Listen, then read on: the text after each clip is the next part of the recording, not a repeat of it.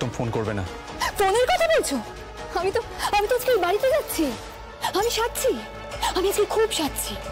আমি কোনো জায়গায় ফাঁকা রাখছি না। আজ ফুল সজ্জা যে সজ্জা, তাও ফাঁকা থাকবে না। ফাঁকা থাকার প্রশ্ন নেই তো।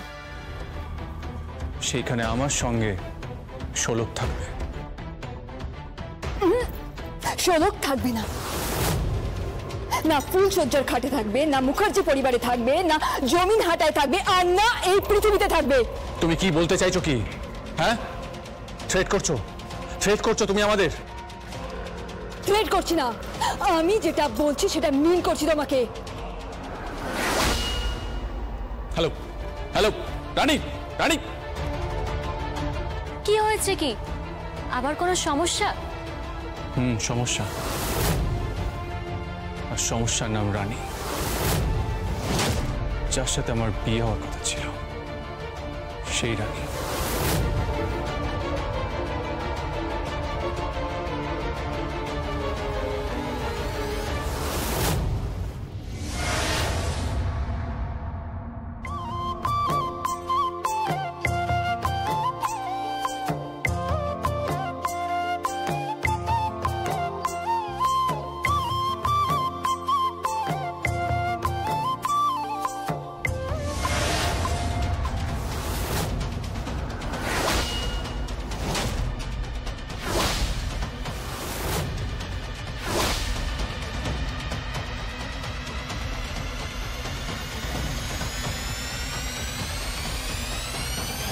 এই মেয়েটিকে নিয়ে কোথায় যাচ্ছেন?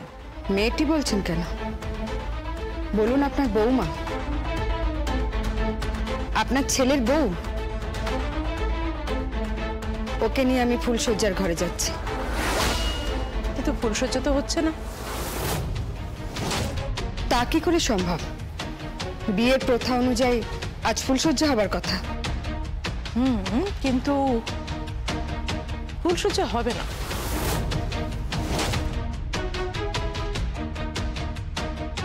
ও এই বাড়িতে এন্ট্রি পাস পায়নি, তাই ওকে বাড়ির বাইরে থাকতে হবে।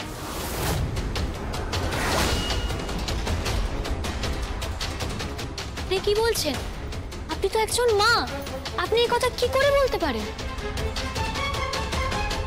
প্রিয়দর্শনী কি বলতে পারে আর কি বলতে পারে না সেটা তুমি বুঝবে না।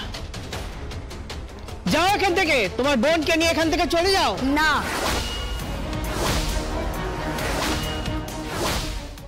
ও এখান থেকে কোথাও যাবে না। ও এখানেই থাকবে, সসম্মানে থাকবে।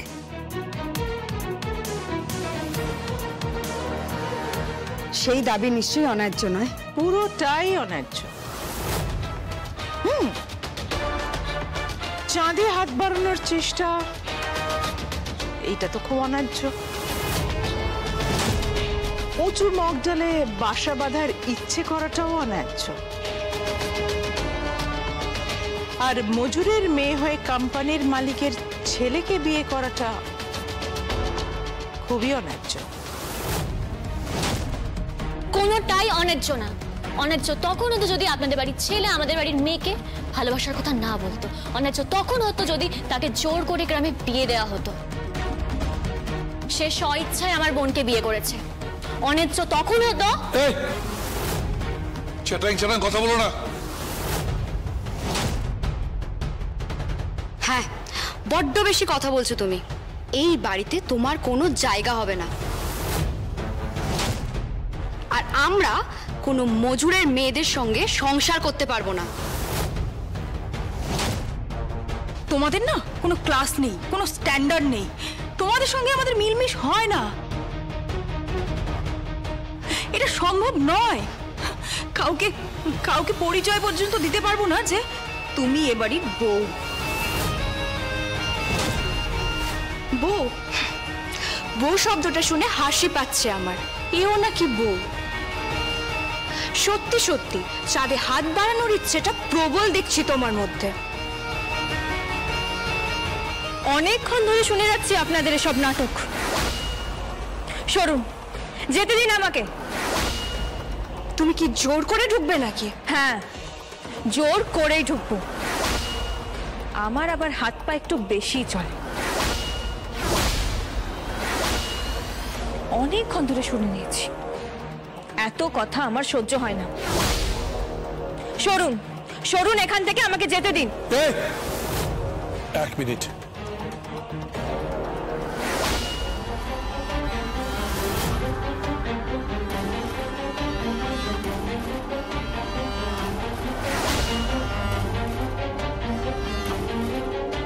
তোমাকে ভেতরে আসতে দিতে পারি, ভেতরে আসতে দিতে পারি। তার আগে তুমি আমাকে তোমার পিতৃ পরিচয় দেবে।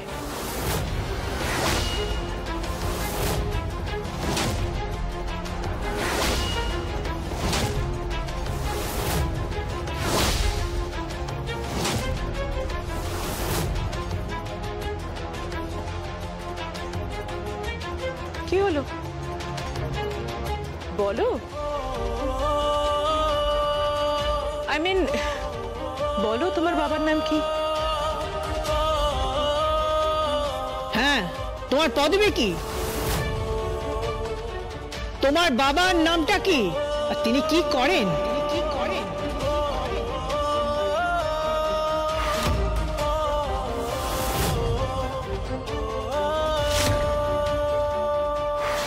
এই পারুলের সঙ্গে আমার কি সম্পর্ক জেনে তুই কি করবি?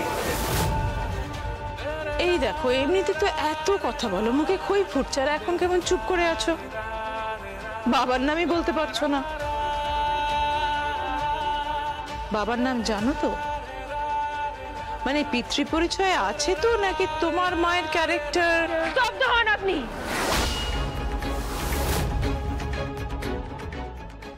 আমার মায়ের ব্যাপারে আর একটাও বাজে কথা বলবেন না।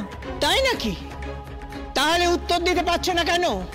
হ্যাঁ, একটা পিতৃ পরিচয়হীন মেয়ে এ বাড়ির বউ হবে ভাবাই যায় না। বেরিয়ে যাও এখান থেকে। ইয়েস, বেরিয়ে যাও এখান থেকে। Get out I say. কি হলো শুনতে পাচ্ছ না? বেরিয়ে যাও এখান থেকে, বেরিয়ে যাও।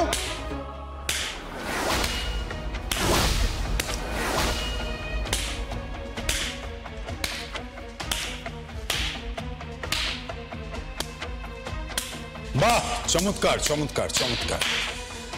বাড়ির লক্ষ্মীকে বাড়ির দোরগোড়ায় দাঁড় করিয়ে কেমন করে অপমান করতে হয় সেটা তোমাদের থেকে শিখতে হয়।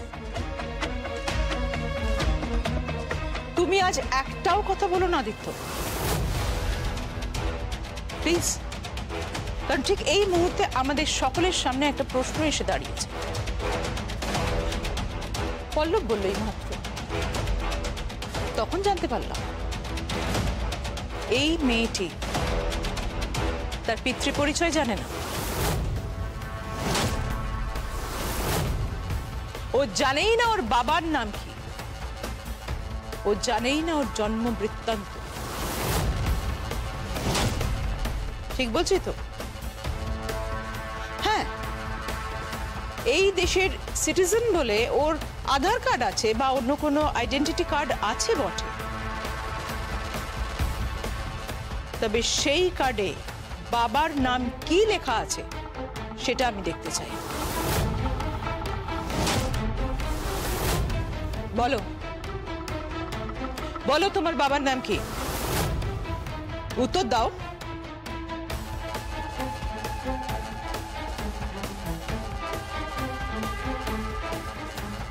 বেরিয়ে যাও, বেরিয়ে যাও এখান থেকে। প্রিয়দর্শিনী, প্রিয়দর্শিনী, আমার কথাটা শোনোই। আর কোনো কথা নয়, অনেক কথা হয়ে গেছে। একটা পিতৃ পরিচয়হীন মেয়ে এ বাড়ির বউ হবে সেটা হতে পারে না। Get out, get out. মা, মা, তুমি চুপ করে আছো কেন? তুমি চুপ করে আছো কেন? বলো, আমার বাবার নাম কি? বলো।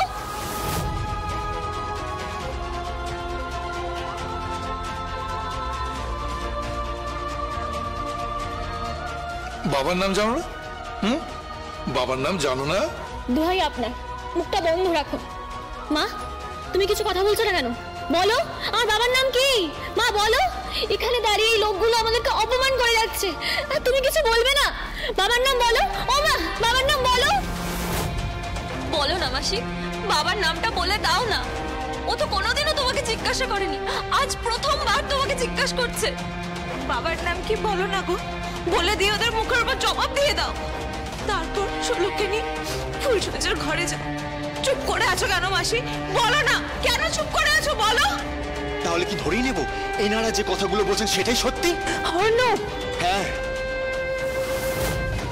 তাহলে কি ওর সত্যি কোনো বাবার পরিচয় নেই? তাহলে কি আজ আমরা সবাই মিলে এখান থেকে অপমানিত হয়ে চলে যাব? শোলক আমাদের বাড়ির মেয়ে, আমাদের গ্রামের অহংকার, আমাদের সকলের গর্ব। ওকে গ্রামের সবাই আমরা মাথায় তুলে রাখি, আর সেই মাথায় তুলে রাখা মেয়েটিকে আজকে এই বাড়ির সকলে মিলে পা দিয়ে ঠেলছে। আর তুমি কিচ্ছু বলছো না মারুল মাসি, তুমি কিচ্ছু বলছো না। কিচ্ছু বলার দরকার নেই।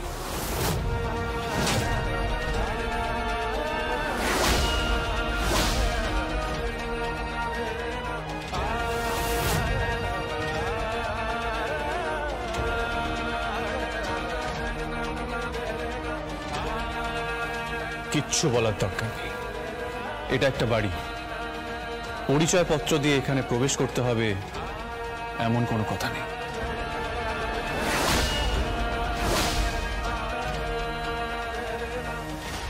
এসো শোলক, বাইরে বাগানটা অনেক সুন্দর করে সাজানো আছে, আমাদের ফুলসজ্জা ওখানেই হবে।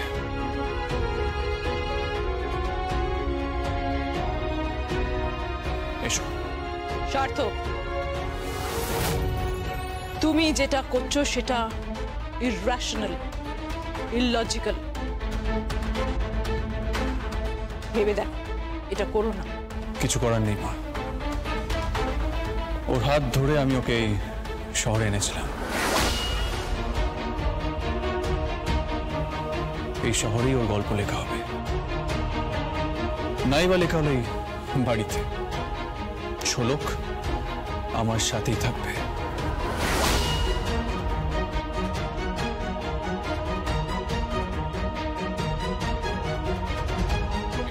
शाबाश बेटा शाबाश, बाप का बेटा सिपाही का घोड़ा, कुछ नहीं तो थोड़ा थोड़ा। शाबाश बेटा शाबाश।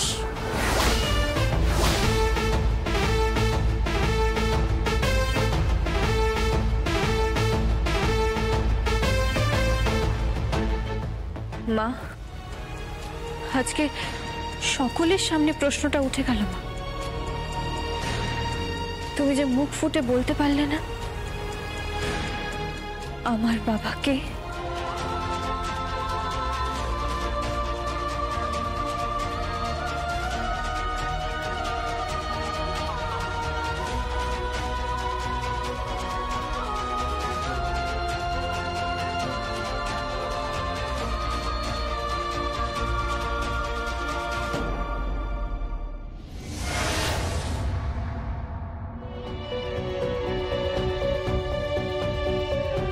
দাদা ভাই, এভাবে ঘরের বউকে ঘরের বাইরে কোথায় নিয়ে যাচ্ছিস?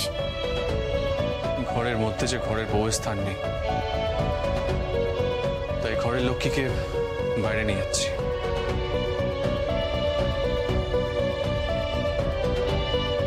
কিন্তু সেটা ঠিক দেখায় না দাদা ভাই, একদমই ভালো দেখায় না। কি করবো বল? না ভাত কাপড় করতে দিয়েছে ঘরের মধ্যে, না ফুলসজ্জা করতে দিচ্ছে ঘরের মধ্যে। কি করবো আমি?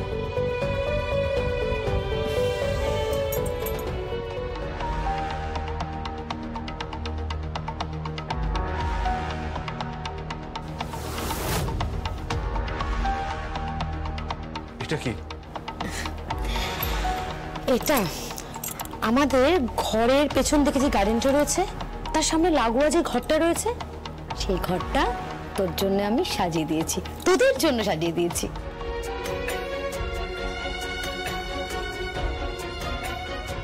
কোয়েল? হ্যাঁ, সাজিয়ে দিয়েছি তোদের বিয়ের জন্য। এটা আমার তরফ থেকে গিফট।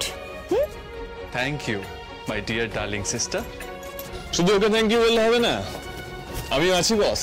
হ্যাঁ, দুজনে মিলে একদম গুছিয়ে সাজিয়ে দিয়ে এসেছি। ওই এমনকি দুধের গ্লাস রাখা থেকে শুরু করে পান টান সব দেওয়া আছে। তুই শুধু যা আর চুটিয়ে প্রেম কর।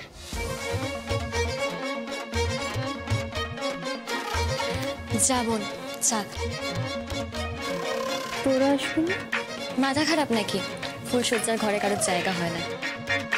তুই ভালো থাক, তুই সুখে থাক। চলো মা।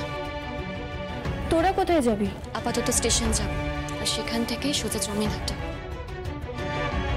নতুন যে লড়াই আছে সেটা তো শুরু করতে হবে, তাই না?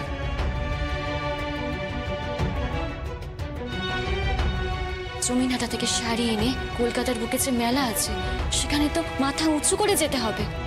চলি। আসি রে মা, তোরা ভালো থাকিস, সুখে থাকিস, আর পারলে তো মাকে ক্ষমা করিস। দাঁড়াও মা।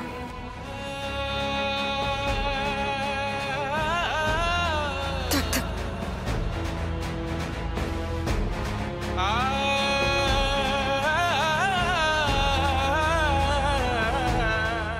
তুমি কেন আমার পায়ে হাত দিচ্ছ? মা তো মাই হয়, মাকে প্রণাম করতে গেলে মা সংকোচ করে নাকি? আমিও তো আপনার সন্তান। তুমি তুমি কত বড় লোকের ছেলে, তুমি আমার পায়ে হাত দিলে। কত উঁচু বংশ তোমাদের। প্লিজ, আমি বংশ টংশ মানি না, সবাই সমান, মানুষ জাত এক।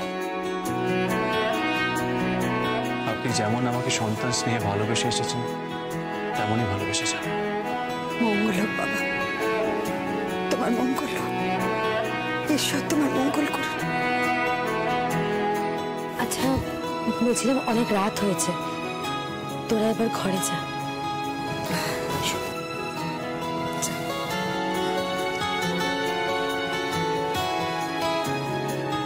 আচ্ছা, আপনারা এখন চলে যাবেন? হ্যাঁ। আজকের রাতটা কাটিয়ে গেলে হতো না? না, অনেক কাজ আছে। সময় নেই। আঁচল মুখার্জিকে দেখিয়ে দিতে হবে, আর আপনার মাকেও দেখিয়ে দিতে হবে যে ক্ষুদ্র হলেও তুচ্ছ হয় না। চলো মা।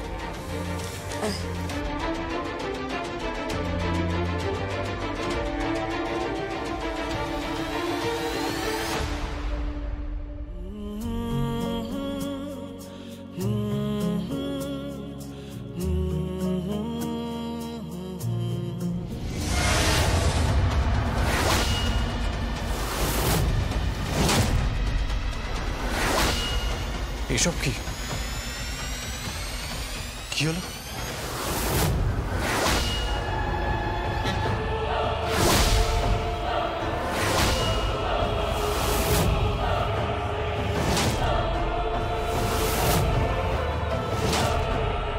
এসব কি হচ্ছে? কি হচ্ছে কি এখানে? মানে কি এসবের?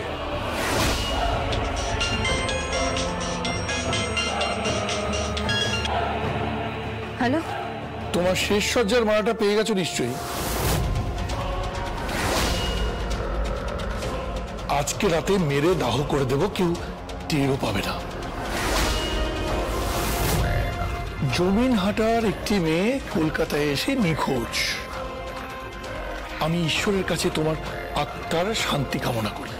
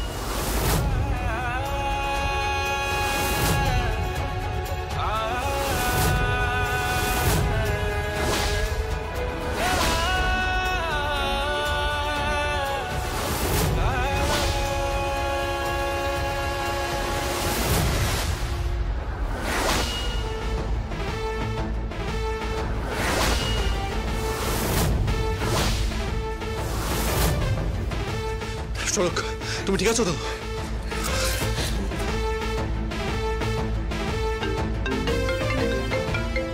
এত রাতে শোলকের ফোন? হ্যালো, আমি মরিনি, আমি মরিনি, তাই আত্মার শান্তি কামনা করার কিচ্ছু নেই। ওই জমিন হাটা থেকে যে মেয়েটা এই শহরে এসেছে সে এত সহজে হারিয়ে যাবে না, আপনি কোনো চিন্তা করবেন না। এত সহজে সে হারিয়ে যাবে না, আর সে হারবেও না।